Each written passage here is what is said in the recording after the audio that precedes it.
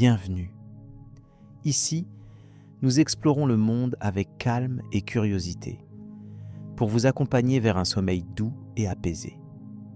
Pensez à vous abonner et à laisser un like dès maintenant, car dans quelques instants, vous serez déjà prêt à dormir. Fermez les yeux, tout commence. Introduction à la mythologie égyptienne. La mythologie de l'Égypte ancienne constitue un élément fondamental de la civilisation égyptienne, imprégnant non seulement la religion, mais aussi la compréhension du monde et de l'au-delà. Elle établit un cadre explicatif, structuré autour de divinités complexes, de récits cosmogoniques et d'un ensemble de croyances qui orientaient la vie quotidienne et les pratiques rituelles des Égyptiens. Chaque mythe contribuait à articuler la relation entre les forces naturelles, le roi et les dieux.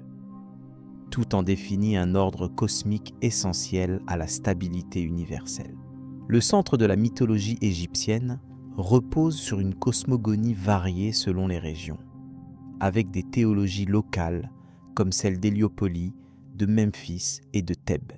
À Héliopolis, le mythe commence avec Atum, divinité créatrice issue du chaos primordial, appelée Nun.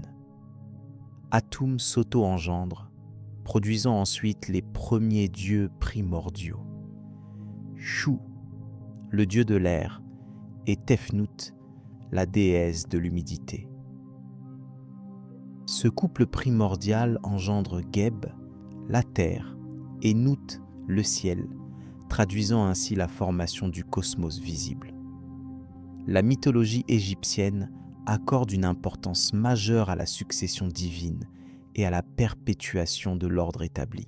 Geb et Nut, à leur tour, engendrent Osiris, Isis, Seth et Nephthys. Chacun de ces personnages joue un rôle crucial dans le maintien ou la perturbation de l'harmonie cosmique. Osiris, par exemple, est associé à la fertilité, à la mort et à la résurrection, incarnant ainsi le cycle éternel de la vie et de la mort. Sa sœur et épouse Isis, déesse de la maternité et de la magie, est une figure centrale dans le soutien et la restauration de cet équilibre. Le rôle de Seth, frère d'Osiris, est plutôt celui d'un agent du chaos. Il incarne la violence et la discorde, souvent liées aux tempêtes et au désert. La rivalité entre Osiris et Seth est au cœur de plusieurs récits mythologiques qui expliquent la lutte entre l'ordre et le désordre. Cette lutte se manifeste à travers des récits où Seth tue Osiris, ce qui déclenche la quête d'Isis pour récupérer le corps de son mari et assurer sa renaissance. Les histoires autour de ce conflit trouvent des échos dans les rites funéraires et les cérémonies solaires, symbolisant la victoire possible du cosmos sur le chaos. L'importance des mythes dans la vie des anciens Égyptiens se manifeste aussi dans leur perception de l'au-delà.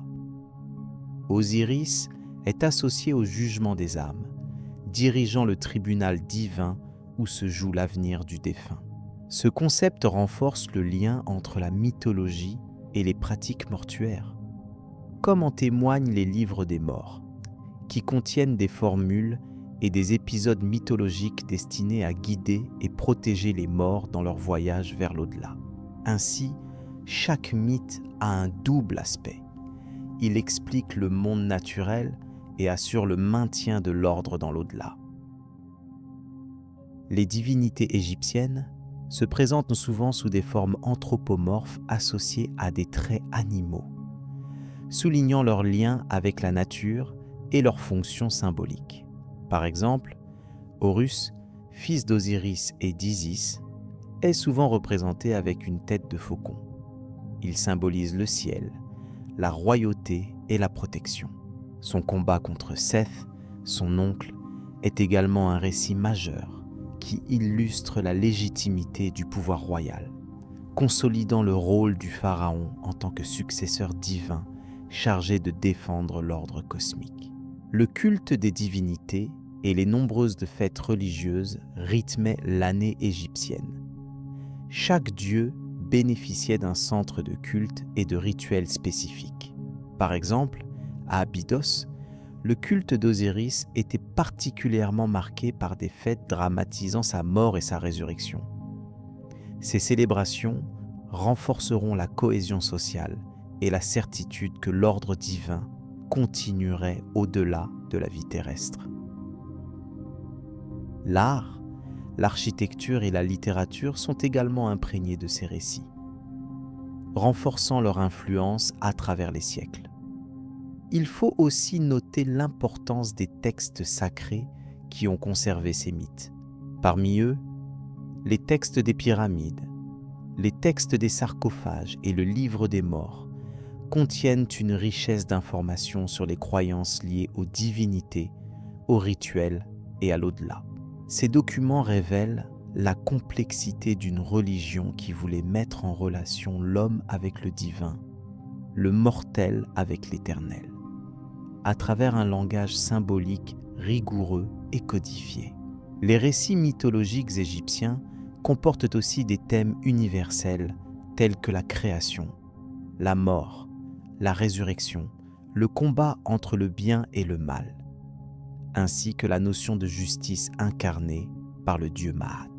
Maat, principe de vérité et d'ordre, accompagne et soutient toutes les actions du pharaon et des dieux. Son maintien garantit la stabilité du cosmos et la prospérité de l'Égypte. La violation de Maat conduit au chaos, ce qui souligne l'importance de ce concept dans la pensée égyptienne. En somme, la mythologie de l'Égypte ancienne forme un corpus cohérent qui éclaire non seulement la vision religieuse des anciens Égyptiens, mais aussi leur manière d'organiser leur société, leurs institutions politiques et leurs rituels. Elle sert de fondement à une civilisation durable, toujours fascinante par la richesse et la profondeur de ses croyances. Cette base permet d'aborder ensuite la complexité des récits et l'interaction entre les divinités au fil des différentes dynasties. On peut maintenant s'acheminer vers une étude plus détaillée des figures divines et des mythes qui les concernent, en considérant leur spécificité et évolution au-delà de ces premières notions cosmogoniques. Les divinités originelles du panthéon égyptien. Les anciens Égyptiens concevaient l'univers comme un cycle éternel de naissance, d'existence et de renaissance, centré autour d'une cosmogonie fondée sur l'apparition de divinités primordiales. Parmi elles, Ré, Atum et Nun occupent une place centrale en tant que force originelle à l'origine de toute chose. Leur rôle est d'établir l'ordre cosmique à partir du chaos primitif. Le dieu solaire Ré est souvent considéré comme le maître de la lumière et de la création. Il symbolise le cycle journalier où le soleil se lève, traverse le ciel, puis disparaît à l'horizon. Par ses rayons, Ré permet l'existence de la vie sur Terre. Selon les sources antiques, son parcours dans le ciel illustre le combat contre les forces obscures qui menacent l'équilibre du monde. Atum est présenté comme la divinité qui surgit de l'océan primordial, appelé Nun. Ce dernier représente l'eau infinie et informe avant la création. La figure d'Atum incarne l'acte initial de manifestation, lorsque l'ordre commence à émerger de l'abîme. Atum apparaît ainsi comme le premier être auto-engendré, qui crée les premiers dieux et, par leur intermédiaire, étend la structure du cosmos. Naun, en tant que personnification de l'eau primordiale, n'est pas seulement un simple élément naturel, mais une force fondamentale contenant un potentiel infini de création. Cette étendue liquide enveloppe l'univers avant que la Terre ne se manifeste. Les mythes anciens rapportent que le monde émerge de Nun lorsqu'Atum fait jaillir la colline primordiale, symbole de la stabilité et du début. La cosmogonie égyptienne entend démontrer comment le vide informe de Nun donne naissance à l'existence tangible par l'intermédiaire d'Atum. Ensuite, Ré entre en scène pour assurer la continuité du cycle naturel et la régulation du temps. Chaque dieu conserve une fonction précise qui reflète un aspect de l'univers, contribuant ainsi à l'harmonie globale. Dans la théologie héliopolitaine, Atum engendre deux divinités essentielles, Shu, dieu de l'air, et Tefnut, déesse de l'humidité. Leur apparition marque la dynamique des forces opposées complémentaires. Shu et Tefnut assurent la séparation des cieux et de la terre, établissant la structure physique qui permet la vie. Ces enfants d'Atum sont donc indispensables au maintien de l'ordre. Leur progéniture, Geb le dieu de la terre et Nut la déesse du ciel, continue ce processus de création par la formation des éléments naturels visibles. Geb et Nut représentent les composantes fondamentales de la réalité, et leur union donne naissance à d'autres divinités importantes. La succession des générations divines symbolise le développement progressif de l'univers. Le panthéon égyptien repose ainsi sur un schéma hiérarchique où chaque force provient d'un principe antérieur. Cette organisation reflète la conception égyptienne selon laquelle le cosmos est un système ordonné, structuré, à partir d'une origine unique. L'absence de chaos est une condition nécessaire à la permanence de la création. Les mythes égyptiens n'expliquent pas seulement la formation du monde. Ils prescrivent également la manière dont les humains doivent percevoir leur relation au divin et à la nature. La position centrale de Ré, Atum et Nun illustre l'importance des origines et l'effort constant pour préserver l'équilibre cosmique. Aucun élément n'est laissé au hasard. Par ailleurs, ces divinités originelles jouent un rôle important dans les rituels religieux et dans la représentation iconographique. Le culte associé à Ré, en particulier, apparaît sous différentes formes, mettant en évidence son caractère polyvalent. La création est envisagée comme un acte continu plutôt qu'un événement ponctuel. Les récits sur les dieux primordiaux insistent sur leur indépendance initiale, mais également sur les connexions qu'ils tissent pour engendrer la diversité cosmique. Ces connexions se traduisent par des liens familiaux et mythiques rigoureusement définis, conformément aux textes antiques. Ce cadre garantit une cohérence générale aux légendes. Enfin, la notion de cycle est fondamentale dans la mythologie égyptienne.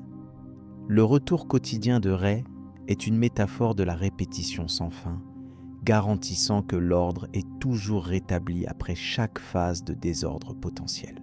Cela reflète une vision de l'univers stable, où la vie et la mort s'entrelacent dans un équilibre parfait.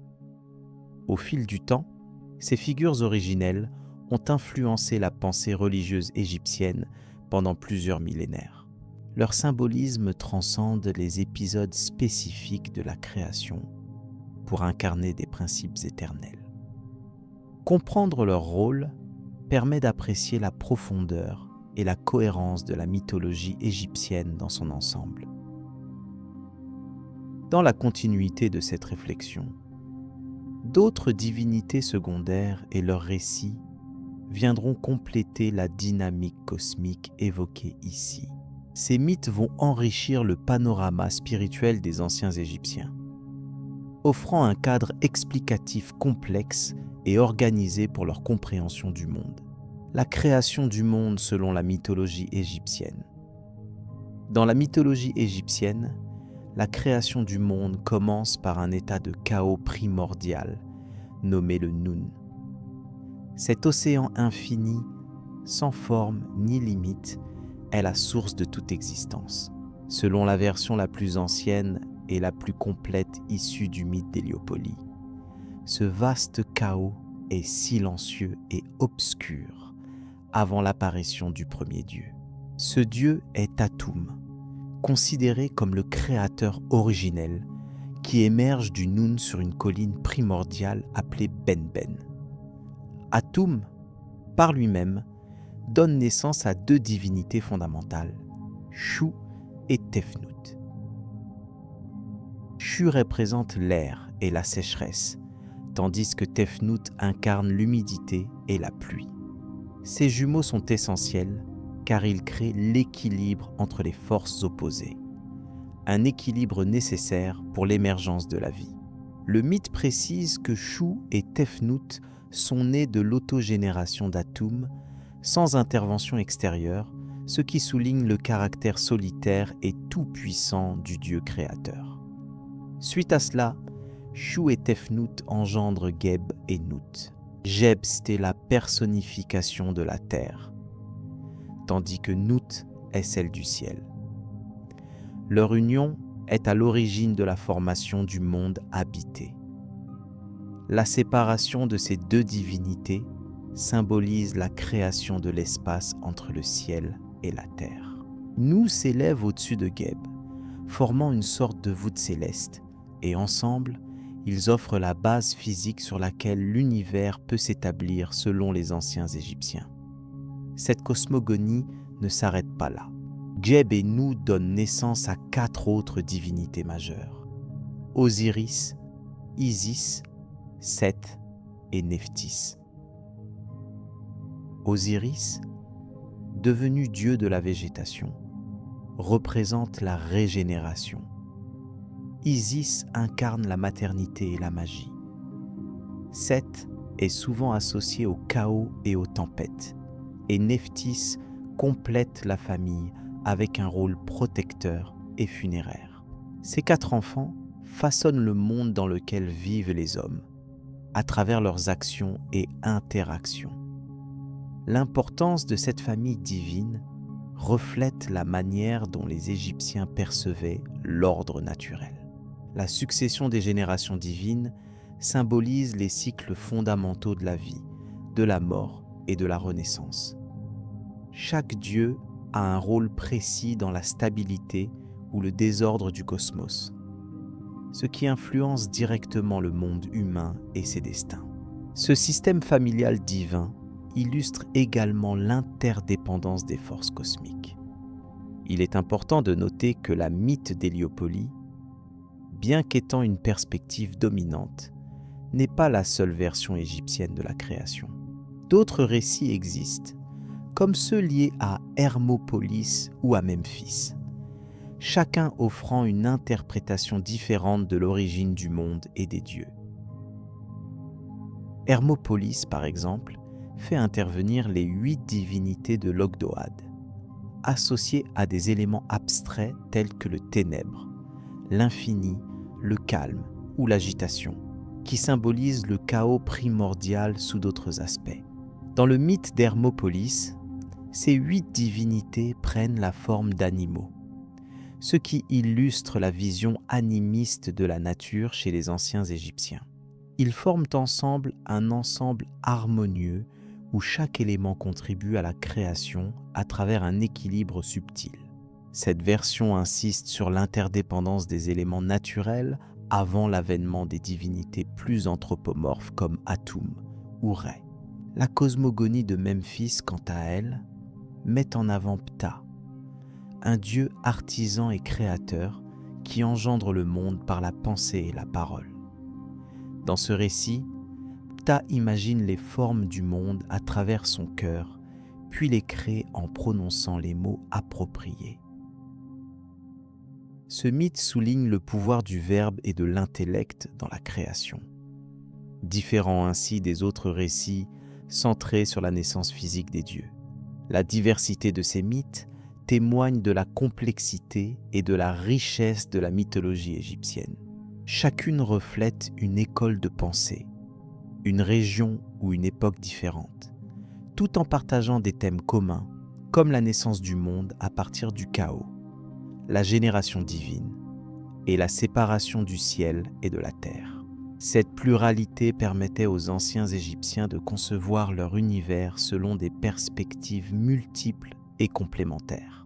Par ailleurs, Le mythe d'Héliopolis insiste particulièrement sur la notion de Maat, qui symbolise la vérité, l'ordre et la justice universelle. C'est à travers le respect de Maat que les dieux maintiennent l'harmonie dans le cosmos. La création n'est pas seulement un acte initial, mais un processus continu, où la stabilité doit être perpétuellement assurée pour éviter le retour au chaos primordial. Atum lui-même joue un rôle central dans ce maintien de l'ordre cosmique. Non seulement il est l'origine du monde, mais il veille aussi sur son équilibre. Sa nature autogénérée et complète l'érige en figure divine suprême. Par ailleurs, Atum est lié à Rê, le dieu solaire dont le cycle quotidien éclaire et régénère le monde. Cette association relie la création au rythme naturel du jour et de la nuit. En évoquant Rê, il convient de rappeler son importance capitale dans la mythologie égyptienne. Il est souvent considéré comme le rassemblement des forces créatrices, et son voyage à travers le ciel représente le cycle continu de la vie, de la mort et de la renaissance. Rê lutte chaque nuit contre Apophis, le serpent du chaos, afin de garantir la perpétuation du monde.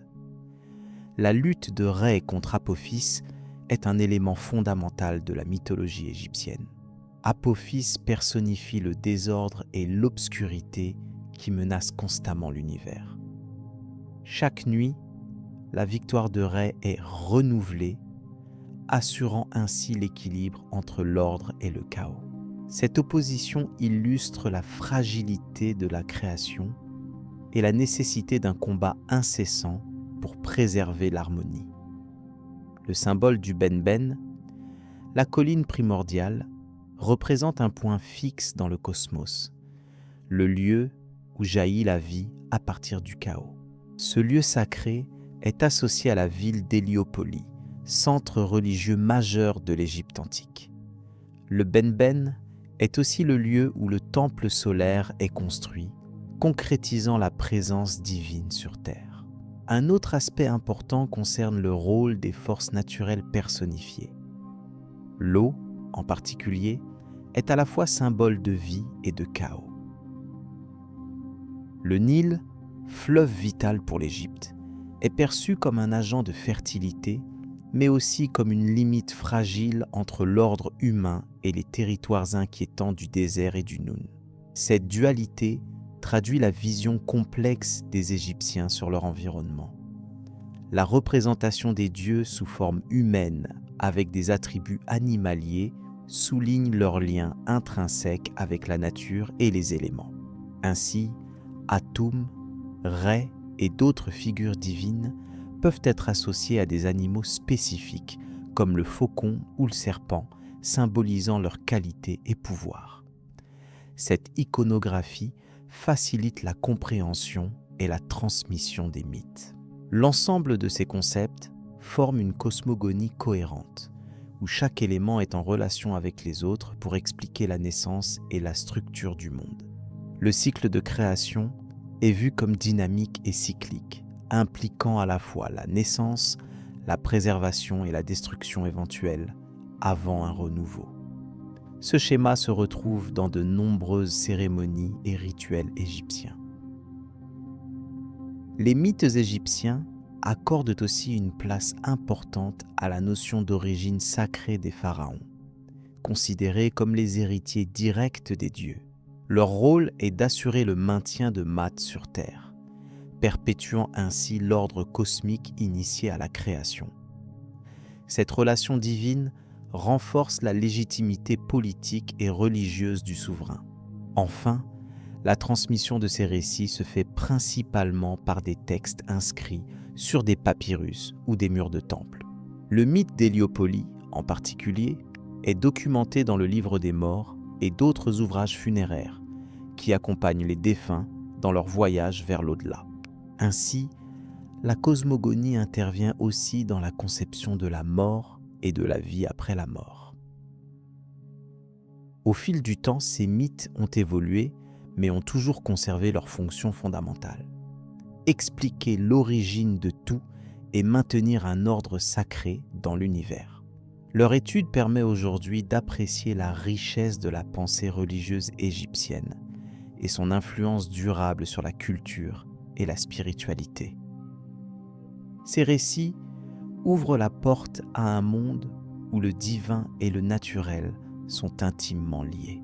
Alors que la création du monde s'inscrit dans cette toile complexe de mythes et de symboles, ce panorama conduit naturellement à explorer la façon dont ces divinités interagissent entre elles, notamment dans les conflits qui marquent leur histoire et forgeant l'ordre du cosmos. Rôle et fonction des principales divinités. Les divinités majeures de la mythologie égyptienne jouent un rôle central dans l'ordre cosmique ainsi que dans la vie quotidienne et spirituelle des anciens Égyptiens. Parmi celles-ci, Osiris occupe une place prépondérante en tant que dieu de la mort, de la résurrection et de la fertilité. Il est considéré comme le souverain du royaume des morts et le juge ultime des âmes. Sa fonction est essentielle puisqu'elle garantit le cycle de la vie après la mort, notion fondamentale dans la croyance égyptienne. La figure d'Osiris symbolise également la continuité agricole, car il est associé à l'inondation annuelle du Nil, source de fécondité et d'abondance. Isis, sœur et épouse d'Osiris, est une déesse aux multiples facettes. Sa responsabilité première est la protection. En effet, elle incarne la force nourricière et la magie protectrice qui veille sur les vivants et les morts. Elle est aussi déesse de la maternité et de la guérison, qualité qui la place au cœur des rites familiaux et médicaux. L'importance d'Isis se manifeste par son rôle dans la résurrection d'Osiris, où elle utilise ses pouvoirs magiques pour rassembler les morceaux dispersés de son corps, démontrant ainsi la puissance du lien conjugal et maternel dans la régénération de la vie. Seth, frère d'Osiris et d'Isis, représente un aspect plus complexe des divinités égyptiennes. Il est souvent identifié à la force chaotique et au désordre. Son rôle dans la mythologie est associé à la destruction, mais aussi à la défense. Il est réputé pour avoir assassiné Osiris, ce qui symbolise la rupture et le conflit entre l'ordre et le chaos. Cependant, Seth protège également le soleil lors de son voyage nocturne à travers le monde souterrain, combattant le serpent Apophis qui menace d'anéantir l'univers. Ainsi, ses fonctions ne se limitent pas à la destruction.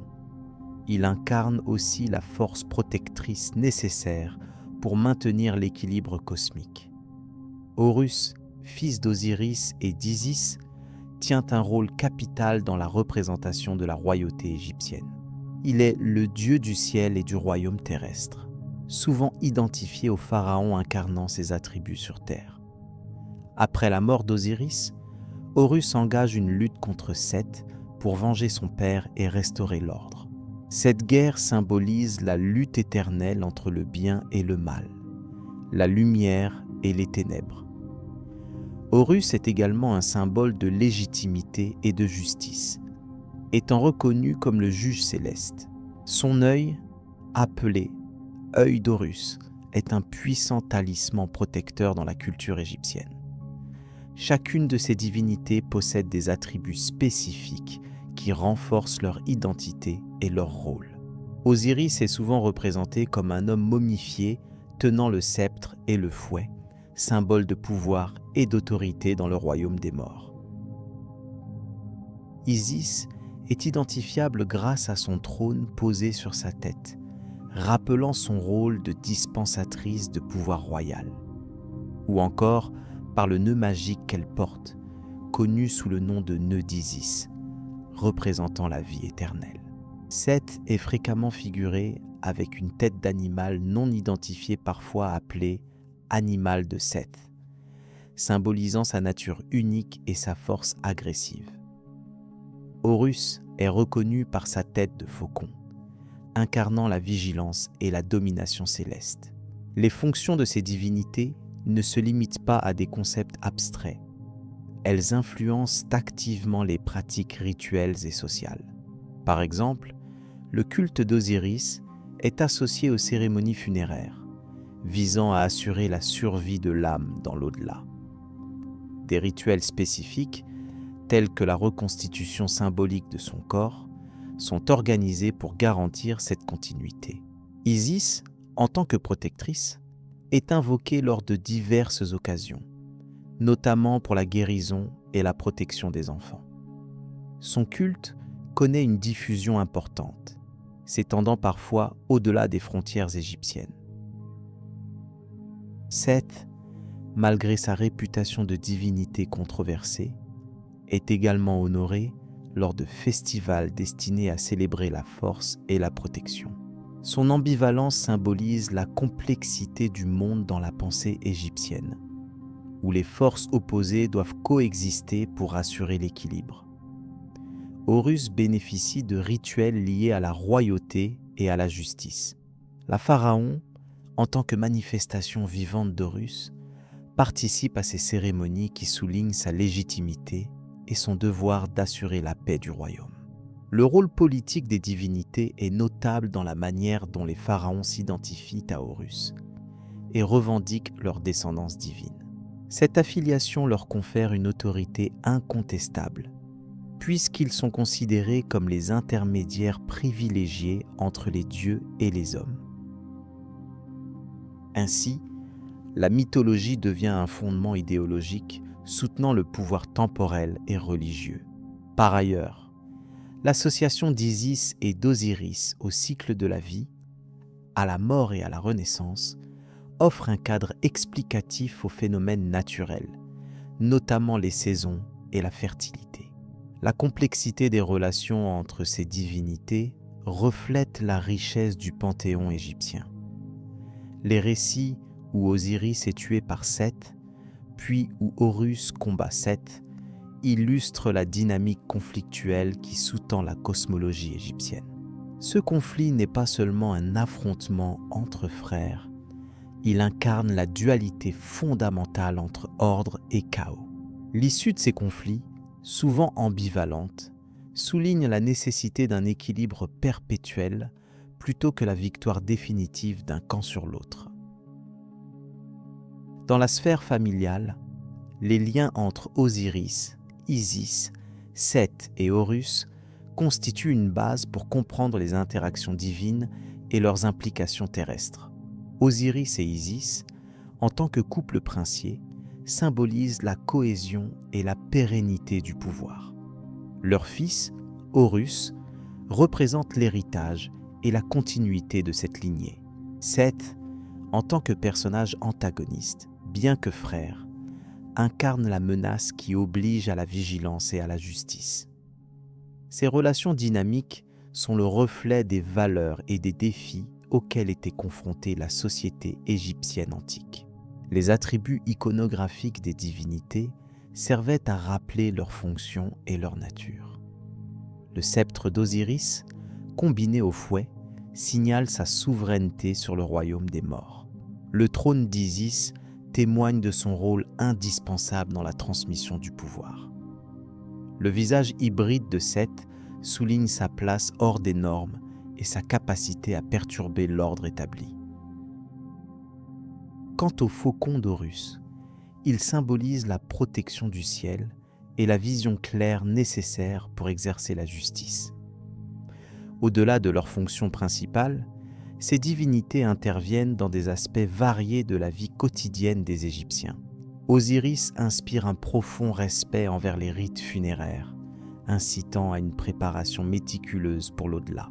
Isis, de par sa magie et sa sagesse, est célébrée comme protectrice contre le mal et guérisseuse, son image étant souvent présente dans les foyers. Seth, malgré son aspect sombre, est invoqué pour sa force lors de dangers ou pour repousser les ennemis. Horus guide les pharaons dans leurs devoirs, assurant la stabilité politique. L'importance donnée à ces figures divines explique la place considérable qu'elles occupaient dans l'art, la littérature et l'architecture égyptienne. Temple dédié à Osiris, sanctuaire pour Isis, statue de Seth et représentation royale d'Horus se multiplient sur l'ensemble du territoire. Ces formes de culte illustrent la permanence des mythes dans la vie sociale et religieuse, renforçant la cohésion collective et la continuité de la tradition. L'interconnexion des fonctions d'Osiris, Isis, Seth et Horus reflète l'interdépendance des forces dans la pensée égyptienne antique. La mort d'Osiris conduit à la résurrection, démontrant que la fin n'est jamais absolue. Isis, par sa puissance magique, rend possible cette renaissance. Seth, en perturbant l'ordre, provoque une réaction nécessaire incarnée par Horus. Ce dernier, en luttant pour le trône, incarne la restauration et la stabilité indispensables. Ainsi, ces divinités ne sont pas des êtres isolés, mais un système cohérent où chaque fonction complète l'autre. Leur responsabilité englobe des domaines variés allant de la protection spirituelle à la légitimité politique. Ce cadre religieux influençait profondément la manière dont les Égyptiens percevaient le monde, leur existence et leur destinée. Cette vision holistique servait d'ancrage culturel et moral. Leur influence s'étend également à la conception du temps et de la mort. Osiris introduit l'idée d'une vie éternelle après la mort, conditionnée par la reconnaissance du juste ordre. La magie d'Isis assure la protection contre les forces néfastes post-mortem. Seth symbolise les épreuves que doit traverser l'âme, tandis qu'Horus veille à la justice dans l'au-delà. Ces notions contribuent à l'organisation des rites funéraires complexes et à la morale égyptienne.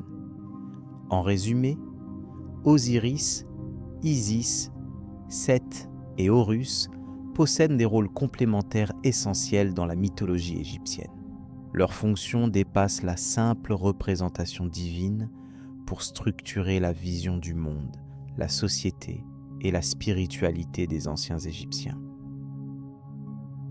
Ils incarnent des principes fondamentaux tels que la vie, la mort, la résurrection, la protection, le désordre, la justice et la légitimité. Leur intégration dans les rituels, les pratiques sociales et les symboles montrent combien ils étaient essentiels pour comprendre les forces invisibles régissant l'univers. Leur coexistence illustre également la façon dont le panthéon égyptien adoptait une approche équilibrée entre des forces opposées, reflétant la complexité et la profondeur de la pensée religieuse de l'époque. Cette base pave le terrain pour approfondir la compréhension des conflits mythologiques et de leur signification dans la trajectoire de la civilisation égyptienne. Osiris comme dieu de la résurrection et de la justice. Osiris occupe une place centrale dans la mythologie égyptienne, incarnant à la fois la résurrection et la justice, deux piliers fondamentaux de la société ancienne. Fils de Geb, la terre, et de Nout, le ciel, il est frère et époux d'Isis, avec qui il partage une alliance étroite et des responsabilités divines. Ensemble, ils forment un couple royal qui gouverne le royaume des vivants, puis celui des morts. Le rôle d'Osiris ne se limite pas à une simple fonction divine. Il symbolise la stabilité et l'ordre moral essentiel à la pérennité des lois et à la cohésion sociale. Selon les sources anciennes, Osiris fut assassiné par son frère Seth, figure de chaos et de violence, jaloux de son influence et de son pouvoir. Ce meurtre met en lumière la lutte entre deux principes opposés. L'ordre représenté par Osiris et le désordre incarné par Seth. Malgré sa mort, Osiris ne disparaît pas définitivement. Sa résurrection par Isis, qui recueille et rassemble les morceaux de son corps dispersé, marque le triomphe de la vie sur la mort. instauré dans la mythologie comme un cycle naturel dont dépend la survie même de l'Égypte. La figure d'Osiris comme dieu des morts est indissociable de sa fonction de juge dans le tribunal du royaume des ténèbres. Dans ce rôle, il pèse le cœur des défunts contre la plume de Maat, symbole de vérité et d'équité, pour décider du sort de chaque âme. Cette activité judiciaire illustre l'importance primordiale de la justice divine dans la vie quotidienne des Égyptiens. La croyance en un jugement juste après la mort renforçait le respect des lois humaines et la promesse d'une récompense éternelle pour les vertus. Osiris est aussi lié à la fertilité et à la régénération des terres.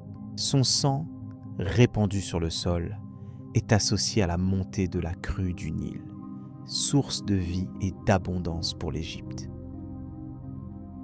Ainsi, sa mort puis sa renaissance symbolisent le renouvellement annuel des récoltes, une répétition cyclique de la nature sur laquelle repose l'économie agricole de la civilisation. Le caractère universel et multiple de son influence en fait une divinité dotée d'une dimension cosmique proche des hommes tout en incarnant une réalité métaphysique. L'épouse d'Osiris, Isis, joue un rôle majeur dans la mythologie, notamment en tant que protectrice et mère. Elle incarne la fidélité et la dévotion dans le soin apporté au corps de son époux, ainsi que dans l'éducation de leur fils, Horus. La transmission du pouvoir royal à Horus, fruit de leur union, légitime la dynastie pharaonique, rattachant l'autorité politique à un mandat divin. Ce lien familial renforce la dimension symbolique de la mort et de la résurrection d'Osiris, en soulignant la continuité et la légitimité du pouvoir. La gestation d'Horus par Isis après la mort d'Osiris est également importante, car elle représente l'espoir et la renaissance. Horus, en tant que fils posthume, est aussi un personnage clé de la mythologie guerrière égyptienne, puisqu'il combat Seth pour venger son père et restaurer l'ordre divin.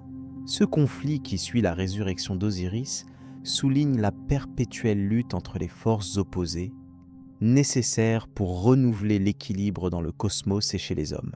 Cela montre que même après la mort, la figure d'Osiris continue d'agir à travers ses descendants. Par ailleurs, les rituels funéraires égyptiens sont profondément marqués par les mythes entourant Osiris. La préparation des morts, avec l'embaumement et la mise en scène des rites, vise à reproduire symboliquement la résurrection d'Osiris. Le pharaon est souvent assimilé à Osiris dans la mort, tandis que le souverain vivant est identifié à Horus. Cette association établit une continuité entre la vie terrestre et l'au-delà, rendant tangible l'espoir d'une vie après la mort conforme à une justice divine bien ordonnée. Dans l'art et les textes, Osiris est représenté avec une peau verte évoquant la végétation renaissante, tenant le sceptre et le fouet, symbole de pouvoir et d'autorité. Cette iconographie évoque la permanence et la stabilité qu'il incarne. Les inscriptions royales et les écrits religieux accentuent son rôle protecteur et salvateur, confirmant sa position de garant de la loi et de l'équilibre universel. Sa présence dans les temples et les nécropoles souligne le lien étroit entre le culte public et les croyances personnelles des Égyptiens concernant la mort. L'étude des mythes d'Osiris révèle comment les anciens Égyptiens conceptualisaient la justice non seulement dans le cadre des rapports sociaux, mais aussi dans le cadre cosmique. La représentation d'Osiris en tant que Dieu juste illustre un modèle moral où le respect des règles divines favorise l'harmonie et la prospérité dans l'existence. La nature cyclique de la mort et de la renaissance traduite dans son mythe génère un cadre dans lequel la notion de justice dépasse la temporalité humaine et s'inscrit dans le temps éternel. Osiris est aussi un lien entre le monde terrestre et les dimensions divines. Son royaume d'outre-tombe est décrit comme un lieu où les âmes justes trouvent repos et régénération. Il n'est pas un Dieu vengeur, mais un souverain impartial, garant des lois divines, ce qui reflète la conception égyptienne d'une justice équilibrée et mesurée, loin des excès. Ce système de valeurs structurellement intégré dans la pensée égyptienne a influencé profondément les pratiques judiciaires et religieuses dans les millénaires qui suivirent. Enfin, la résurrection d'Osiris offre une perspective philosophique sur le temps et la mort. Son récit enseigne la permanence au-delà de la disparition physique, évoquant l'idée que la législation morale et sociale doit aussi résister, se régénérer et ne pas être détruite par les conflits. Dans ce sens, Osiris est entendu comme une figure exemplaire, incarnant la justice transcendante, un principe capable de traverser les âges et les épreuves sans altération. Cette compréhension d'Osiris permet d'apprécier pleinement la structure sociale de l'Égypte ancienne, où le religieux et le politique sont indissociables. Le culte d'Osiris n'est pas un simple rituel funéraire, mais un fondement du système moral. Cet équilibre entre vie et mort, justice et chaos, renouvellement et permanence se manifeste dans de nombreuses traditions qui perpétuent la mémoire et révèlent la sagesse de cette civilisation millénaire. Nous pouvons maintenant envisager d'étudier la figure d'Horus et son rôle dans la continuation de cette lutte pour l'ordre. Isis et sa place dans la mythologie Isis occupent une place centrale dans la mythologie égyptienne, reconnue comme déesse protectrice et mère divine. Elle est traditionnellement considérée comme la sœur et épouse d'Osiris, une figure majeure du panthéon égyptien. Leur union symbolise la complémentarité entre la terre et le cycle de la vie. Isis est souvent évoquée comme une figure de dévouement et de puissance féminine, incarnant la magie et le rôle essentiel de la maternité. Les textes anciens décrivent Isis comme une déesse maîtrisant des formules magiques qui lui permettent de ranimer Osiris après son assassinat par son frère Seth. Ce geste souligne son rôle de protectrice et de régénératrice, donnant accès à la résurrection et à l'ordre cosmique. Elle est aussi la mère d'Horus, son fils posthume, ce qui ajoute une dimension dynastique à sa fonction. L'enfance d'Horus est ainsi marquée par la protection continue d'Isis contre les menaces, notamment celles venant de Seth. La relation entre Isis et Osiris est ainsi primordiale pour comprendre la mythologie égyptienne, notamment la croyance en une vie après la mort. Osiris, souverain du royaume des morts, doit beaucoup à Isis, qui permit sa survie grâce à ses puissances occultes. Ce mythe traduit aussi la défense des valeurs de justice et de renouveau. Dans plusieurs hymnes et inscriptions, Isis apparaît comme la déesse qui garantit le bon déroulement du cycle du Nil et de la fertilité des terres. Concernant Horus, fils d'Isis et d'Osiris, il est le symbole de la royauté divine. Son combat contre Seth pour venger la mort de son père est rapporté dans de nombreuses sources antiques. Isis est souvent dépeinte en soutien constant de son fils, utilisant ses compétences magiques pour assurer sa protection et sa victoire. Cette relation mère-fils consolide son image en tant que gardienne du trône légitime et protectrice des pharaons. Isis est également liée au culte funéraire et au rite d'embaumement. Elle joue un rôle dans les rituels qui permettent aux défunts d'accéder à l'au-delà et de retrouver la vie sous une forme nouvelle. Cette fonction est essentielle dans la religion égyptienne, qui valorise le passage vers l'autre monde et la continuité de l'âme. Par là, Isis est plus qu'une déesse familiale. Elle est une force qui maintient l'harmonie entre le monde des vivants et celui des morts. Les représentations d'Isis dans l'art égyptien illustrent souvent son rôle maternel. Elle est fréquemment montrée allaitant Horus, un symbole ancien de protection et de lien vital. Son iconographie comprend la coiffure en forme de trône, rappelant son nom signifiant « le trône », ce qui souligne aussi son importance dans la transmission du pouvoir royal. Parfois, elle porte un disque solaire entre ses cornes, ce qui l'identifie à la déesse solaire et à la magie. Le mythe d'Isis évoque aussi les limites du pouvoir féminin dans le cadre des conflits mythologiques. Par exemple, malgré son rôle crucial, elle n'est pas directement impliquée dans la guerre entre Horus et Seth, mais elle agit en coulisses pour influencer les événements. Cette position reflète la complexité des rôles divins dans la mythologie égyptienne, où la stratégie et la sagesse sont tout aussi importantes que la force brute. Dans de nombreuses sources, Isis est reliée aux aspects cosmogoniques. Elle incarne la terre nourricière et la source de vie, participant ainsi à la régénération du monde. Sa magie permet l'équilibre entre les forces chaotiques et ordonnées de l'univers. Ce principe montre une vision de la divinité liée à la nature et à la survie des cycles naturels.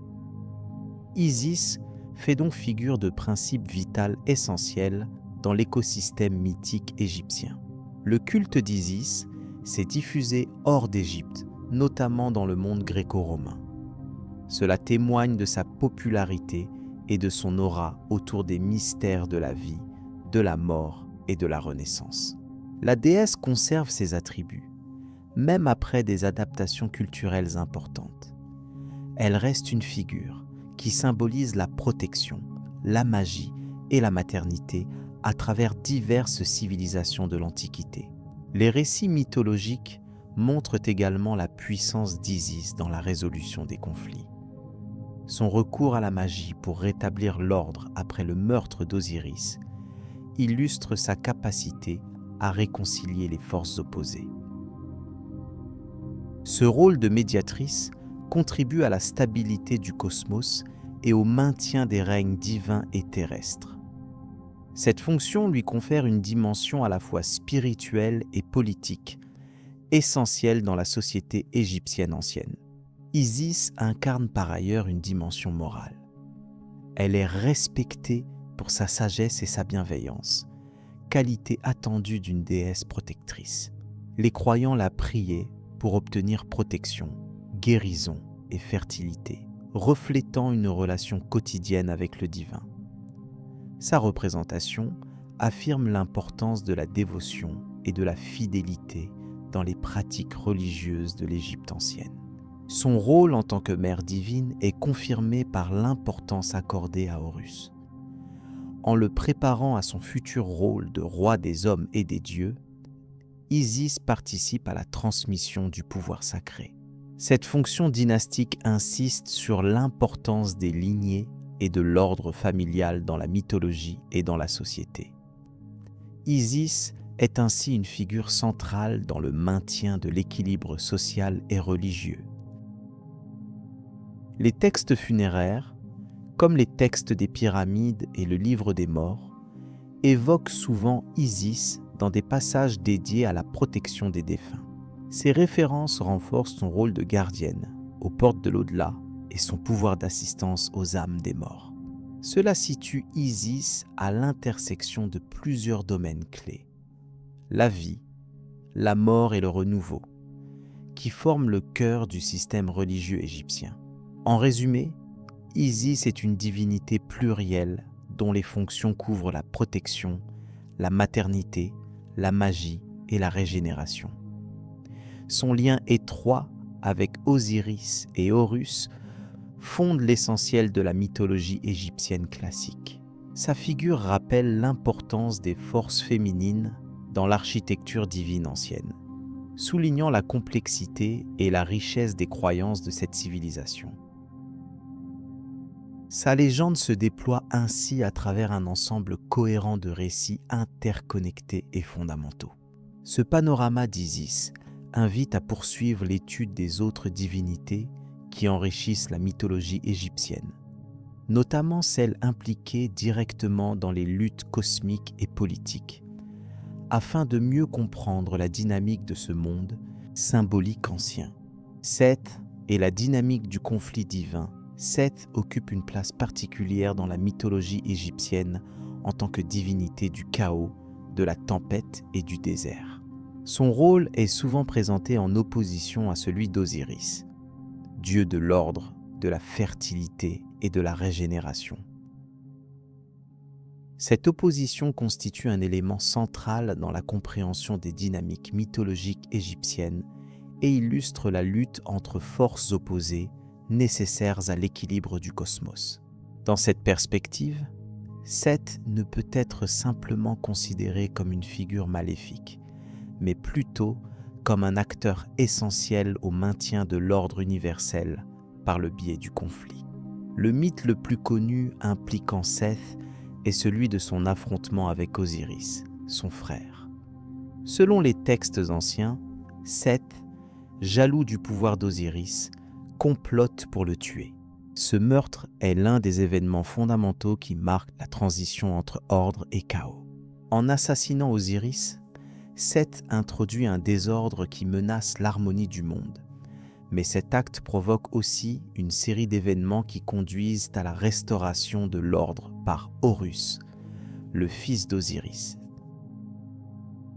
La lutte entre Seth et Horus dépasse la simple querelle familiale et symbolise la confrontation continue entre forces opposées dans l'univers. Il est important de souligner que Seth possède également des qualités bénéfiques. Il est parfois invoqué pour protéger le soleil lors de son voyage nocturne à travers le monde souterrain, notamment contre le serpent Apophis. Cette fonction montre que le dieu du chaos est aussi un défenseur de l'équilibre, agissant dans des contextes où le désordre doit être combattu par le désordre lui-même. Cette dualité complexe reflète une conception égyptienne du monde où l'opposition entre ordre et chaos est nécessaire et interdépendante. Dans l'iconographie ancienne, Seth est souvent représenté sous la forme d'un animal énigmatique appelé le Seth animal, caractérisé par de longues oreilles, un museau pointu et une queue en forme de fourche. Cette représentation souligne son identité unique et son lien avec des forces naturelles dangereuses et imprévisibles. La mort d'Osiris se déroule souvent dans un contexte où Seth manipule cette bestialité pour exercer sa domination, renforçant ainsi la dimension symbolique du conflit qui dépasse le simple cadre humain. Le combat entre Seth et Horus est long et complexe, impliquant des batailles physiques, des confrontations judiciaires et des répartitions du pouvoir. Horus, en tant que fils légitime, cherche à venger la mort de son père et à restaurer l'autorité divine. Ce conflit incarne également des principes conceptuels comme la légitimité, la justice et le rétablissement de l'ordre. Les récits circulant dans les textes des pyramides et le livre des morts exposent ces légendes avec un grand souci du détail, exposant ainsi le rôle de chaque divinité et leur influence sur le destin du monde. Il convient de noter que l'opposition entre Seth et Horus ne se limite pas à un simple affrontement familial. Elle correspond à une dynamique mythologique plus large, mettant en lumière la croyance égyptienne en un univers où les forces opposées participent ensemble à la continuation de la vie. Cette lutte perpétuelle est perçue comme un cycle, une alternance permettant à la création de se renouveler sans être submergée par le chaos ni figée dans l'ordre rigide. Dans certains mythes, l'issue du combat entre ces deux divinités est réglée par un tribunal divin, où les autres dieux jugent les actes de Seth et Horus. Cette procédure met en avant l'importance du droit et de la justice dans la société égyptienne ancienne, illustrant que même les divinités sont soumises à des règles communes.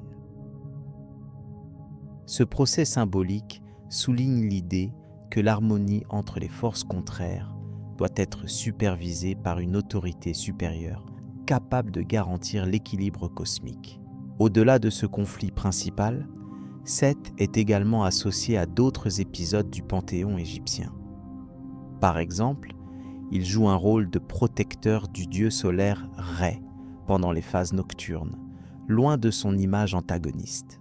Cette complémentarité témoigne d'un système de croyances complexe où aucune divinité n'est définitivement bonne ou mauvaise, mais chacune possède des aspects multiples et ambivalents selon le contexte mythologique. L'analyse des textes anciens révèle aussi l'importance des rites et des cultes dédiés à Seth, qui ont évolué au fil des millénaires. Alors qu'au départ, Seth incarne principalement le chaos et la menace, il devient progressivement une force nécessaire, contrôlée par des cérémonies précises visant à canaliser son énergie destructrice vers des fins protectrices. Cette transformation illustre les adaptations religieuses et sociales qui ont accompagné l'histoire de l'Égypte ancienne, reflétant les préoccupations des communautés face aux forces de la nature et aux dangers environnants. La dimension géographique de Seth est également notable. Il est souvent lié aux régions désertiques à l'est de la vallée du Nil, zone perçue comme hostile ou instable. Cette localisation confère à Seth un rôle de gardien des frontières entre le monde civilisé et le chaos sauvage, renforçant l'idée de sa fonction ambivalente. Il incarne ainsi une barrière protégeant la société égyptienne tout en étant porteur de risques potentiels. En résumé, la figure de Seth dans la mythologie égyptienne représente un ensemble complexe d'attributions couvrant la destruction, la protection, le désordre et l'ordre. Son opposition à Osiris et Horus illustre non seulement des conflits divins, mais aussi des principes philosophiques fondamentaux à la pensée égyptienne antique. Ce combat mythologique témoigne d'une vision du monde où la coexistence des forces antagonistes est essentielle pour maintenir la stabilité et la continuité de l'univers. Cette compréhension enrichit notre appréciation des récits anciens en révélant la profondeur symbolique de la lutte entre Seth et les autres divinités. Au-delà d'une simple opposition, cette dynamique met en lumière un équilibre subtil entre chaos et ordre, qui constitue la base de la cosmogonie égyptienne. C'est dans cette tension constante que se trouve l'essence même de la réalité mythique de l'Égypte antique, offrant un aperçu unique sur les valeurs, les croyances et les préoccupations de cette civilisation. La suite de cet examen portera sur les développements postérieurs de ces mythes et leur influence sur les rituels et la culture égyptienne historico-religieuse. Horus, le dieu faucon est symbole de royauté. Horus est une divinité majeure du panthéon égyptien, souvent représentée sous la forme d'un faucon ou d'un homme à tête de faucon. Son influence s'étend bien au-delà de l'iconographie, occupant une place centrale dans la légitimité du pouvoir royal durant l'Antiquité égyptienne. Il incarne l'idée même de la royauté divine, puisque le pharaon est considéré comme son représentant vivant sur terre. Cette relation entre Horus et le roi est fondée sur un héritage mythique attesté par de nombreuses sources antiques. L'origine d'Horus est liée à celle d'Osiris et d'Isis, ses parents selon la tradition la plus répandue. Osiris, dieu de l'au-delà et de la résurrection, est assassiné par son frère Seth, incarnation du chaos et des forces destructrices. Après la mort d'Osiris, Isis, déesse de la magie et de la protection, conçoit Horus posthume, se consacrant à l'élever ainsi qu'à venger son époux par le combat contre Seth. Cette généalogie est confirmée dans les textes des pyramides, ainsi que dans les traditions recueillies à Abydos et à Héliopolis. La figure d'Horus comme fils de la justice et de l'ordre s'oppose directement à celle de Seth, qui personnifie la discorde. Le conflit entre Horus et Seth, central dans la mythologie égyptienne, se manifeste principalement par une série de combats pour la royauté. Ces affrontements symbolisent le triomphe de l'ordre sur le chaos et la restauration de la loi divine. Plusieurs versions du mythe rapportent des luttes, certaines décrivant des batailles physiques, d'autres des affrontements judiciaires devant les assemblées divines. La plus ancienne description textuelle de ce conflit se trouve dans le papyrus Chester Beatty, daté du 2e millénaire avant notre ère. Ce document relate la succession contestée entre Horus et Seth, illustrant comment les dieux devaient trancher à l'aide de différentes épreuves. Horus, grâce à sa sagesse et sa force, réussit peu à peu à convaincre le conseil divin de sa légitimité à régner, tout en recevant l'appui d'anciennes puissances protectrices comme Thoth, le dieu de la sagesse, et Anubis, gardien des morts. L'iconographie funéraire et les textes rituels témoignent également du rôle protecteur d'Horus, notamment dans son aspect d'Horus l'enfant, appelé parfois Harpocrate. Ce dernier symbolise la renaissance et la continuité du cycle royal. La représentation de l'œil d'Horus, ou œil Udjat, est un autre élément clé. Cet œil blessé, lors de l'affrontement avec Seth, devint un symbole de guérison, de protection et de pouvoir. Il était utilisé comme amulette contre le mal et représentait la vigilance divine constante.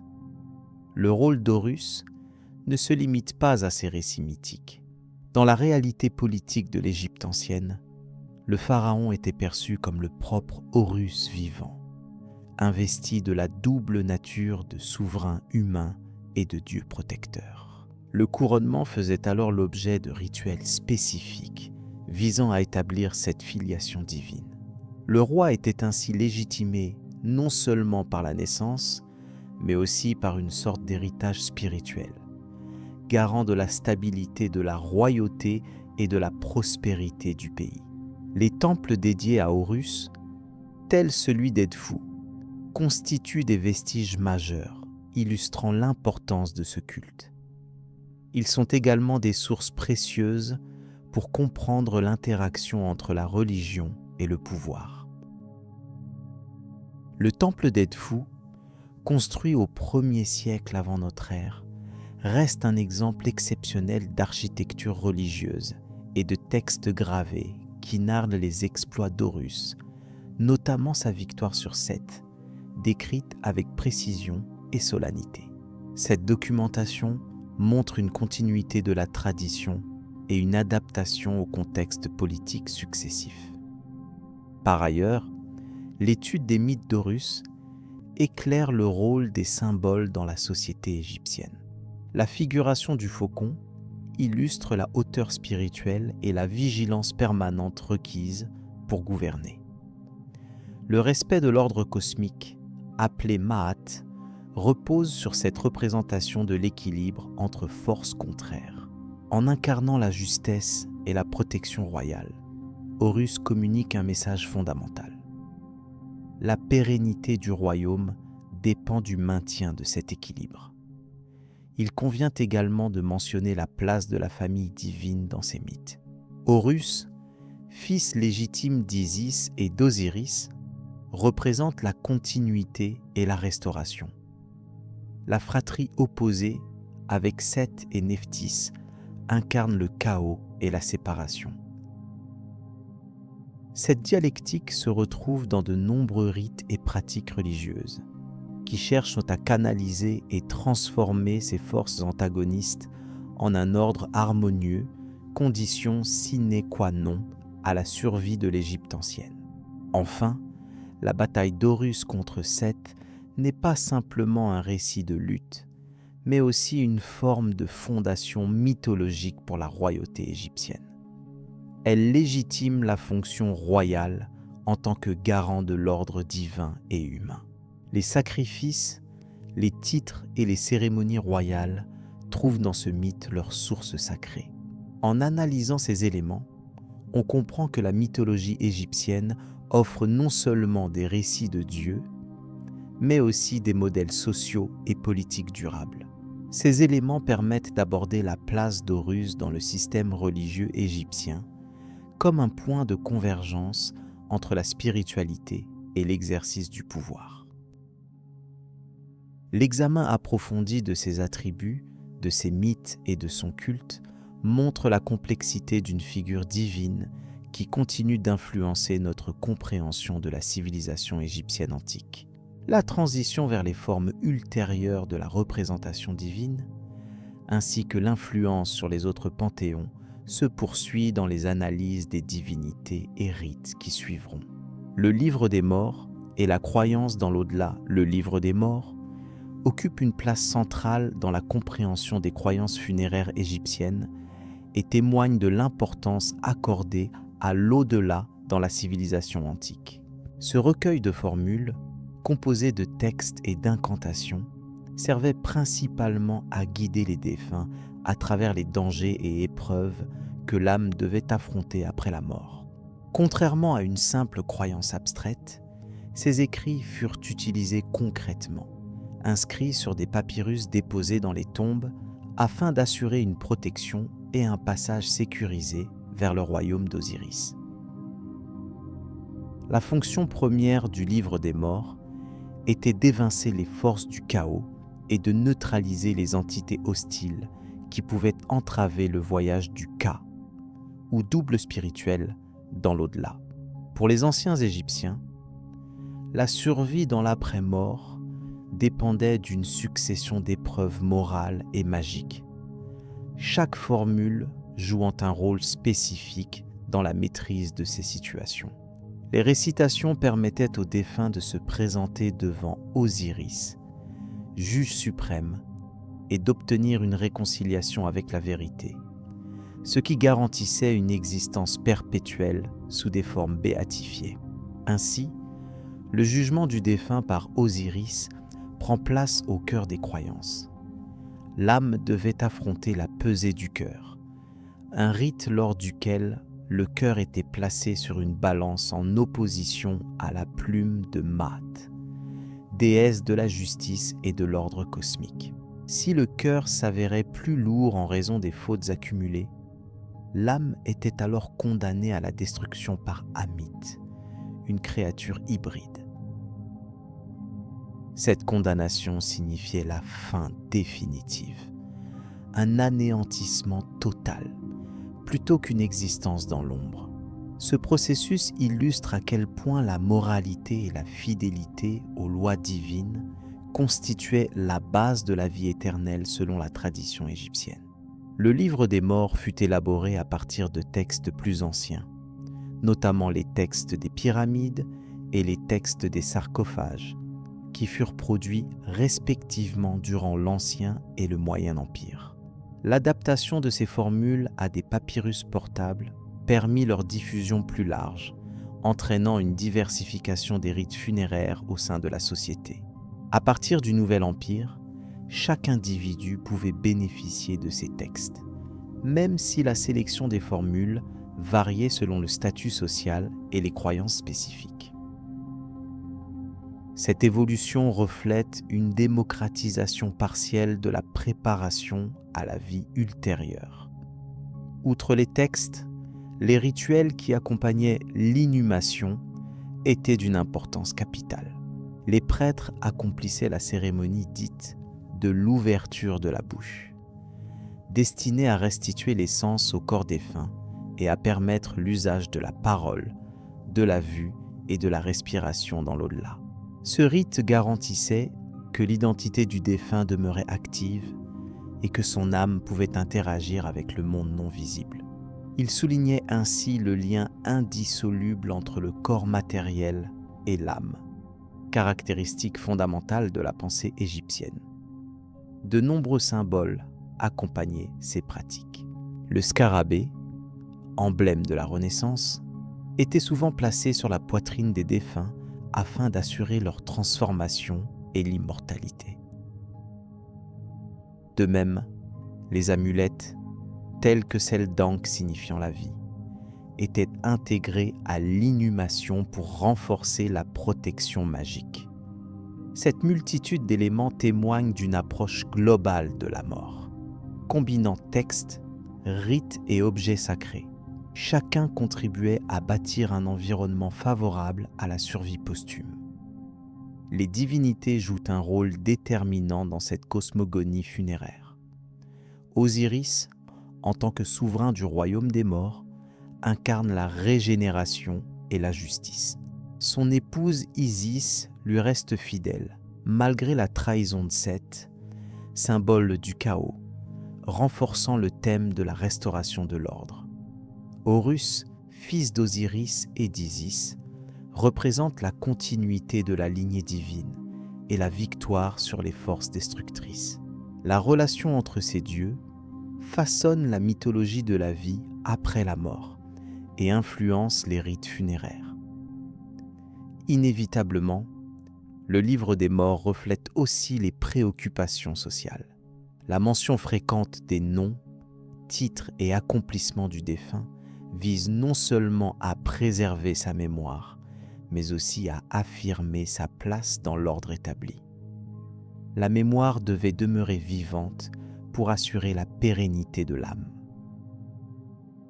Ce double objectif religieux et social souligne la complexité des croyances égyptiennes, qui mêlent spiritualité, éthique et organisation politique dans une même trame. Il est important de préciser que ce livre ne formait pas un assemblage figé. Au contraire, il fut souvent personnalisé. Des formules étaient choisies, modifiées ou ajoutées selon la volonté du défunt ou de sa famille. Ce caractère évolutif montre une flexibilité qui permit à la mythologie égyptienne de s'adapter aux changements culturels et religieux à travers les siècles. Cette adaptabilité souligne la vitalité d'un corpus qui, malgré ses aspects rituels, restait un texte vivant, en perpétuelle transformation.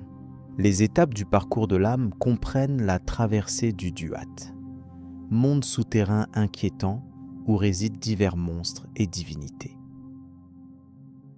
Le défunt devait s'y orienter à l'aide des formules du livre des morts, affronter des gardiens et les multiples difficultés qui pouvaient entraîner sa disparition si les incantations s'avéraient insuffisantes.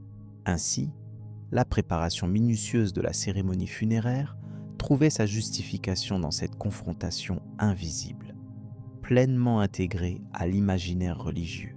L'importance des temples funéraires ne doit pas être négligée dans cette perspective.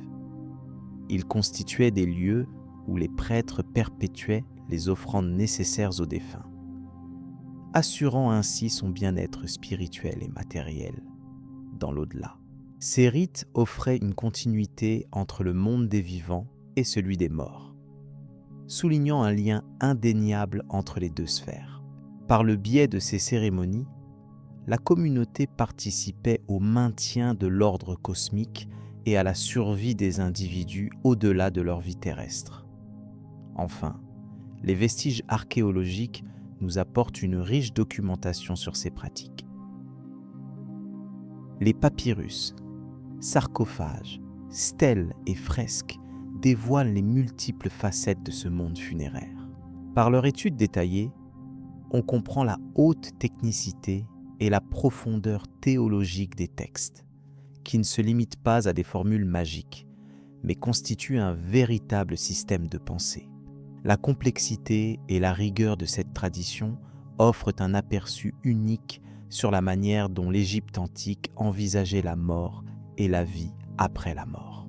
À travers cette exploration, il devient évident que le livre des morts et les pratiques associées ne sont pas de simples croyances isolées, mais le reflet d'une civilisation entière préoccupée par la survie et le sens de l'existence. Les Égyptiens anciens cherchaient à contrôler l'incontrôlable, à assurer la continuité du soi, et par là même à inscrire leur destinée dans un ordre universel. La richesse et la diversité de leurs rituels révèlent une quête constante d'équilibre entre la vie et la mort, entre les forces de l'ordre et celles du chaos. avant d'aborder les récits mythologiques sur les conflits divins et leur retentissement. Mythe autour du jugement d'âme. Le jugement de l'âme est un élément central de la mythologie égyptienne, illustrant la manière dont les anciens Égyptiens concevaient l'équilibre moral et éthique nécessaire à une existence harmonieuse, tant sur terre que dans l'au-delà. Selon ces croyances, après la mort, l'âme du défunt était conduite devant Anubis, la divinité protectrice des morts, et Maat, la déesse de la vérité et de la justice. Ce moment était crucial, car il déterminait le sort de l'âme dans l'au-delà et, par conséquent, sa survie ou sa destruction éternelle. La scène principale de ce jugement est la pesée du cœur. Le cœur, considéré comme le siège de la conscience et des actions humaines, était placé sur une balance. En face se trouvait la plume de Maat, symbole impartial de la vérité et de l'ordre cosmique. Cette balance devait mesurer la pureté du cœur. Si ce dernier était plus léger ou égal en poids à la plume, l'âme était jugée juste et pouvait accéder au séjour des bienheureux. Dans le cas contraire, si le cœur portait le poids des fautes accumulées, il était dévoré par Amit, une créature hybride mi-crocodile, mi-lion et mi-hippopotame, marquant ainsi la fin définitive de l'âme. Anubis jouait un rôle essentiel dans ce rituel funéraire. Chargé de guider le défunt à travers le monde des morts, il surveillait la pesée pour garantir la juste application de la loi divine. Son double rôle de protecteur et d'arbitre soulignait l'importance de la justice dans la conception égyptienne de l'au-delà. Par ailleurs, Maat elle-même intervenait dans ce processus en tant que garante de la vérité. Sa plume ne représentait pas seulement la justice humaine, mais aussi l'ordre universel, maintenant l'équilibre entre les forces du chaos et celles de l'harmonie. Les sources anciennes, comme le Livre des Morts, décrivent ce jugement avec un grand souci du détail. Chaque étape était régie par des formules et des prières destinées à éclairer le chemin de l'âme et à implorer la clémence des divinités. Les Égyptiens croyaient que vivre en accord avec les principes de Maat, justice, vérité, ordre, équilibre, était essentiel non seulement pour une bonne vie terrestre, mais aussi pour assurer une existence éternelle heureuse dans l'au-delà. Un autre aspect important de ce mythe réside dans la notion d'équilibre proportionnel. Le cœur représentait toutes les actions, pensées et émotions humaines. Ainsi, les vertus telles que la sincérité, la compassion, la modération et la loyauté influaient positivement sur la pesée, tandis que les péchés, comme la colère injustifiée, la trahison ou l'égoïsme, alourdissaient le cœur. Cette vision morale révèle une compréhension avancée des anciens Égyptiens selon laquelle la vie devait toujours tendre vers un équilibre dynamique entre les forces opposées. Il convient également de souligner que ce jugement final n'était pas séparé des autres aspects de la vie. De nombreuses pratiques rituelles, comme les offrandes faites aux dieux, les prières quotidiennes et le respect des lois sociales, participaient à renforcer la pureté de l'âme. Le poids du cœur n'était que le résultat visible d'un engagement éthique profond tout au long de la vie. L'intégration de ces valeurs dans la société assurait une cohésion culturelle fondée sur le respect des normes divines incarnées par Maat. Bien que le rôle principal dans ce jugement soit attribué à Anubis et Maat, Osiris, dieu souverain de l'au-delà, apparaissait comme le juge suprême recevant les résultats de la pesée. Il déterminait la sanction finale en fonction du verdict de la balance. La présence d'Osiris soulignait la hiérarchie divine, mais aussi la légitimité morale de la décision prise. Ainsi, en synthèse, ce mythe exprime non seulement un jugement post-mortem, mais aussi l'idée d'une justice universelle, applicable à tous les niveaux de la création. Le personnage d'Amit, souvent présenté comme un monstre terrifiant, illustre la conséquence ultime du manquement à la morale. Sa fonction va au-delà de la simple punition, car il représente la non-existence, l'effacement de l'âme qui n'a pas su atteindre la pureté requise. Ce concept clôturait le cycle de vie avec une leçon sur l'importance de chaque choix effectué en conscience. Amit ne pouvait pas être apaisé ni influencé. Sa fonction était immuable, insistant sur la gravité du respect des lois de Maat. Enfin, ce mythe a eu une influence profonde sur la culture égyptienne, que l'on retrouve dans l'art, la littérature et la religion. Les scènes de la pesée du cœur figurent fréquemment sur les papyrus funéraires afin de protéger les défunts dans leur voyage. Ces représentations servaient aussi à rappeler constamment aux vivants l'importance de mener une vie juste et équilibrée. Ainsi, ce jugement, bien que lié à l'au-delà, était indissociable d'une éthique quotidienne.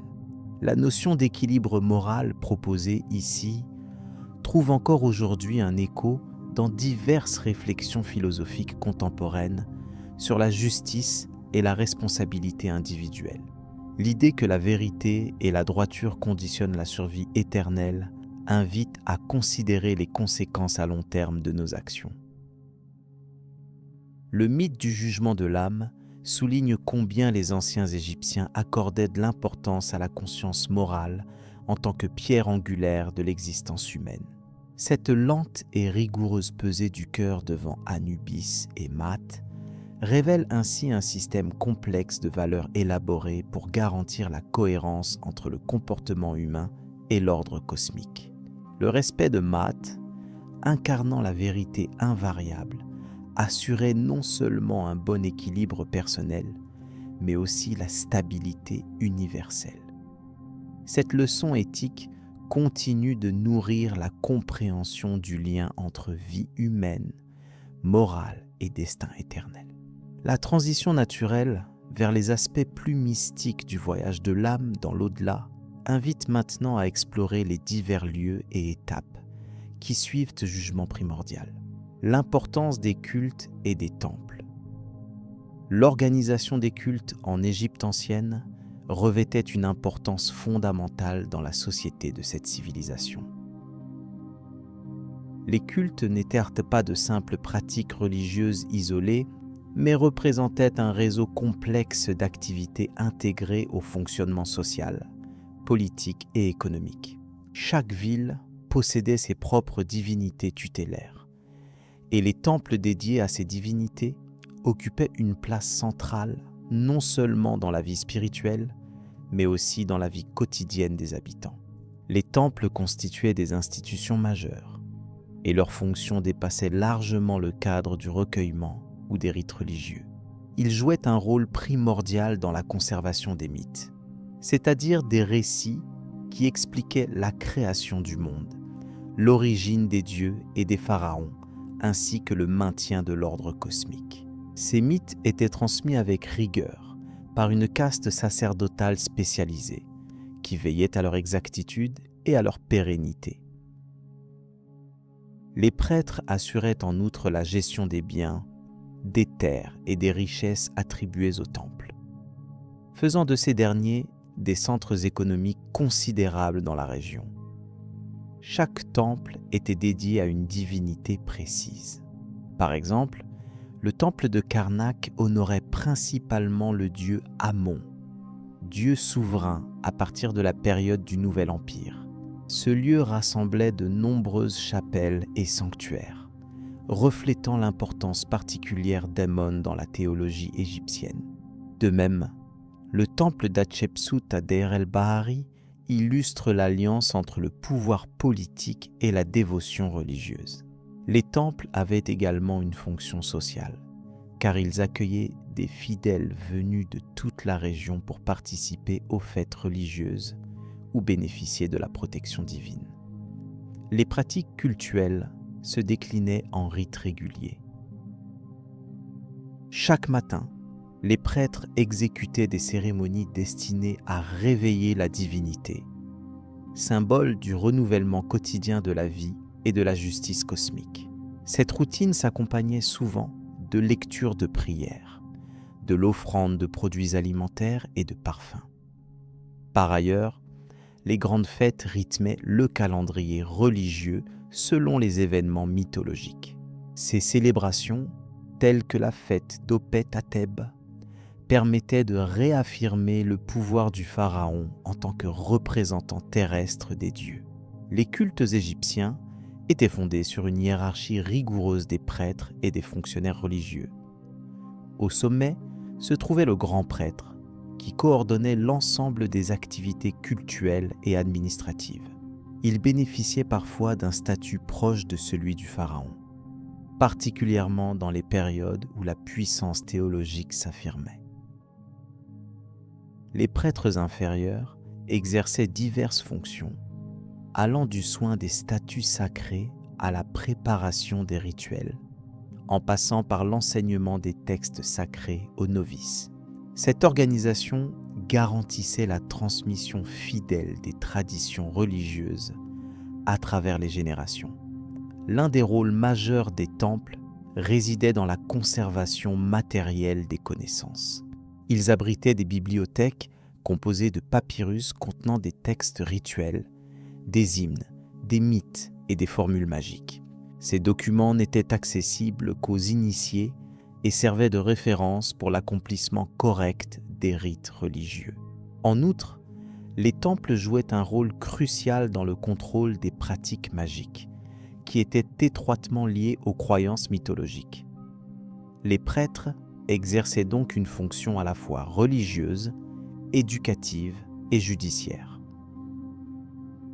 La mythologie égyptienne demeurait vivante grâce à ces institutions qui organisaient la célébration des histoires divines essentielles à la cohésion sociale. Par exemple, le récit d'Osiris, dieu associé à la mort et à la résurrection, trouvait sa place centrale dans les cérémonies. Osiris incarnait la promesse d'un au-delà ordonné et juste. Sa légende, transmise par les prêtres des temples de la région de Busiris et Abydos, structurait les rites funéraires et renforçait l'autorité des pharaons en tant que descendants de divinités. Les temples égyptiens avaient aussi une fonction politique importante. Le pharaon, considéré comme le garant de l'ordre cosmique, faisait construire et entretenir ses sanctuaires pour magnifier son pouvoir et assurer la faveur des dieux. Le financement des temples reposait en grande partie sur les revenus générés par des domaines agricoles rattachés à ces lieux saints. Ces terres étaient exploitées par des ouvriers ou des paysans dépendants, ce qui soulignait le lien étroit entre économie, religion et pouvoir politique. Des archives administratives conservées dans les temples témoignent de cette organisation complexe. La place des cultes dans la société égyptienne ancienne s'étendait également à la médecine et à l'astronomie. Les prêtres possédaient un savoir empirique important, qu'ils mettaient au service de la santé publique et de l'observation des cycles célestes. Ces connaissances étaient souvent intégrées aux mythes au travers de symboles et d'allégories. Par exemple, les phases de la lune étaient associées aux divinités lunaires, ce qui influençait directement les calendriers rituels et agricoles. Le rôle des temples dans la formation des élites est également notable. Ils accueillaient de jeunes scribes destinés à administrer les biens du culte ou à s'engager dans les carrières religieuses.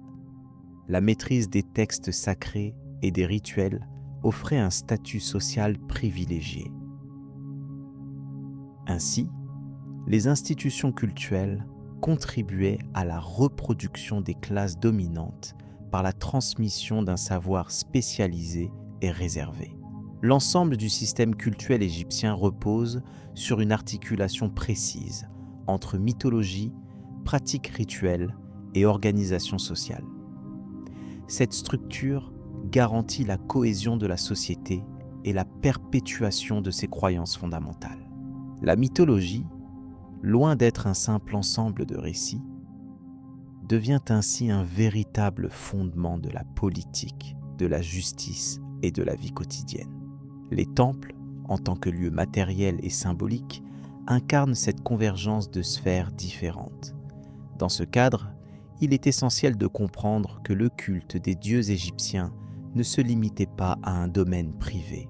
Il s'agissait d'une dynamique collective et institutionnalisée, étroitement liée au maintien de l'ordre universel.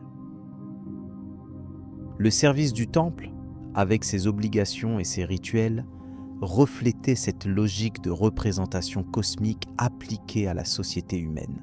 Chaque acte, chaque cérémonie contribuait à l'équilibre nécessaire entre les forces divines, la nature et les hommes. La centralité des temples dans le paysage religieux et social se manifestait également par leur architecture monumentale et leur implantation stratégique. Ces espaces sacrés étaient souvent érigés près des rivières, comme le Nil, qui symbolisait la vie et la fertilité. Leur accès était contrôlé et réservé aux membres du clergé, ce qui renforçait leur mystère et leur puissance symbolique. Cependant, lors des fêtes et des processions, l'ensemble de la communauté pouvait s'y rassembler, marquant l'unité entre divin et humain.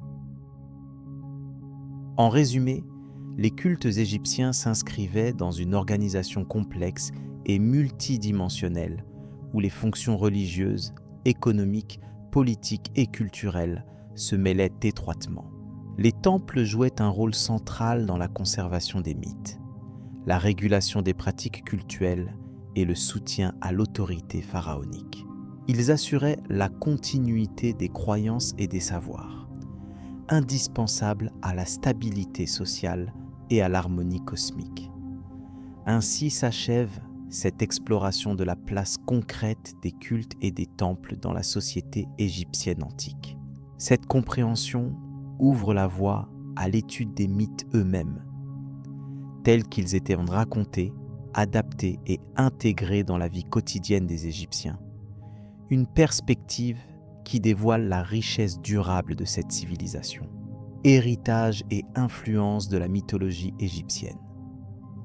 La richesse de la mythologie égyptienne dépasse largement les frontières du Nil et les siècles qui ont suivi l'Antiquité.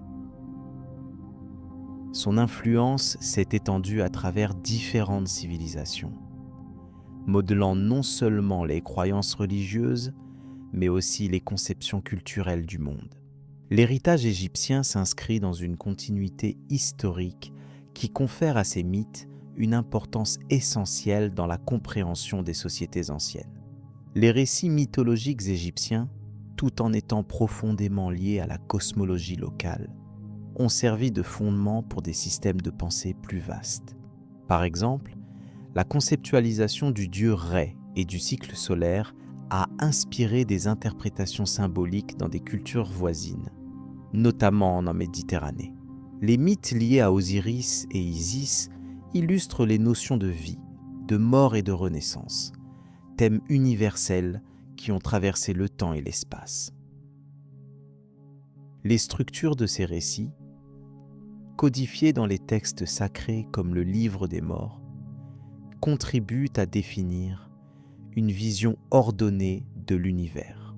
Ce cadre mythologique a permis d'établir une relation précise entre le divin et le profane, entre les pratiques rituelles et la quête de l'immortalité.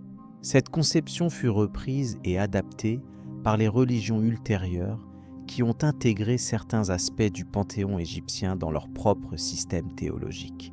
La transmission orale et écrite de ces mythes s'est avérée un moyen puissant pour maintenir la cohésion sociale et culturelle des sociétés égyptiennes. Les prêtres jouaient un rôle clé dans cette conservation, veillant à la précision des récits et à leur interprétation correcte lors des cérémonies. Cette fonction sacerdotale a favorisé une continuité remarquable, ce qui explique en partie la longévité des croyances égyptiennes malgré les influences externes. La diffusion des éléments mythologiques égyptiens fut également facilitée par les échanges commerciaux et les conquêtes. Des objets d'inspiration égyptienne, souvent ornés de symboles ou de figures liées à la mythologie, ont été retrouvés dans différentes régions, de la Grèce à la Nubie. Ces artefacts témoignent non seulement de l'admiration que suscitait l'Égypte, mais aussi de l'intégration progressive de ces idées dans divers contextes culturels. L'étude des parallèles entre la mythologie égyptienne et d'autres traditions antiques révèle des motifs communs. Le mythe d'Isis et Osiris, par exemple, trouve des échos dans la mythologie gréco-romaine, notamment par le biais de personnages tels que Dionysos. Cependant, ces comparaisons doivent être faites avec prudence pour éviter des interprétations anachroniques ou trop généralisées. La pertinence historique de cette mythologie ne réside pas uniquement dans son contenu narratif, mais également dans sa fonction sociale.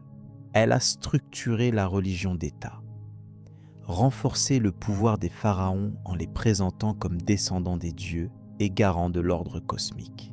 Cette dimension politique des mythes était essentielle pour maintenir la stabilité sociale et la légitimité des institutions.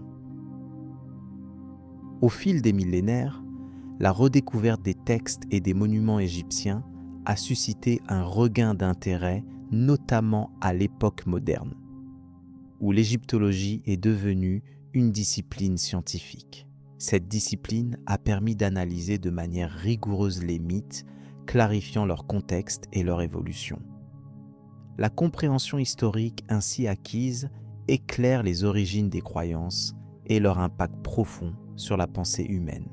La mythologie égyptienne a aussi joué un rôle dans la formation de l'art et de la littérature. Les récits mythiques fournissaient un riche répertoire de symboles, de thèmes et de personnages. Ces éléments furent exploités dans divers domaines culturels, renforçant leur visibilité et leur influence à travers les âges. L'importance des figures divines comme Rê, Osiris, Isis, Seth et Horus dans la culture égyptienne dépasse la simple narration. Elles incarnent des principes fondamentaux, souvent en tension les uns avec les autres, qui traduisent la complexité de la condition humaine et de l'ordre naturel. Cette dimension philosophique confère au mythe une profondeur qui transcende le temps et les civilisations. En définitive, la mythologie égyptienne constitue une source essentielle pour comprendre non seulement l'Antiquité, mais aussi le développement des idées religieuses et culturelles jusqu'à aujourd'hui. Son influence, bien que partiellement transformée, demeure palpable dans divers domaines. L'étude attentive des textes et des vestiges archéologiques permet de saisir cette continuité et d'apprécier la richesse d'un héritage ancien. Ainsi, les mythes de l'Égypte ancienne révèlent une vision du monde fondée sur l'harmonie, le renouvellement et le lien entre le divin et le terrestre.